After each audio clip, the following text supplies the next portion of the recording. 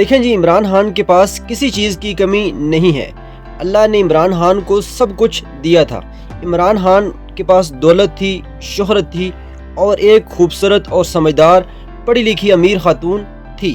عمران خان نے تمام چیزوں کو قربان کیا صرف پاکستانی عوام کے لیے۔ عمران خان کو یہ بات سمجھ آ گئی تھی، یہ نظر آ گیا تھا کہ میرا ملک چوروں، لٹیروں، ڈاکوؤں کے ہاتھ میں ہے۔ وہ اس ملک کو تباہ و برباد کر رہے ہیں اور غریب لوگوں کو تباہ کر رہے ہیں، غریب لوگوں کو اور غریب کر رہے ہیں، اور خود پاکستان کی عوام سے پیسہ چوری کر کے باہر بینکوں میں بھر رہے ہیں۔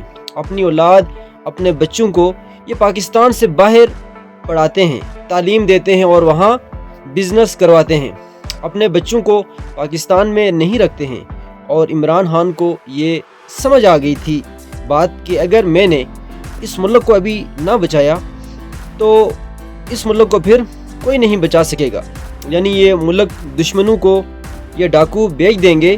جس طرح آپ دیکھیں اس وقت وینزویلا میں کیا ہوا ہے، عراق میں کیا ہوا تھا، لیبیا میں کیا ہوا تھا۔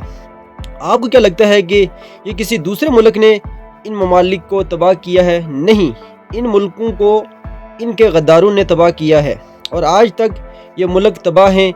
اندر غدار موجود تھے، ڈاکو موجود تھے۔ جس طرح پاکستان میں ڈاکو ہیں، اسی طرح ان ملکوں میں بھی ڈاکو موجود تھے، اور انہوں نے بیرونی بڑی طاقتوں سے پیسے لیے اور اپنے ملک کے لیڈروں کو مروایا، اپنے ملک کے اثاثوں کو بیرونی طاقتوں کے حوالے کیا اور اپنے ملک کو بیچ دیا۔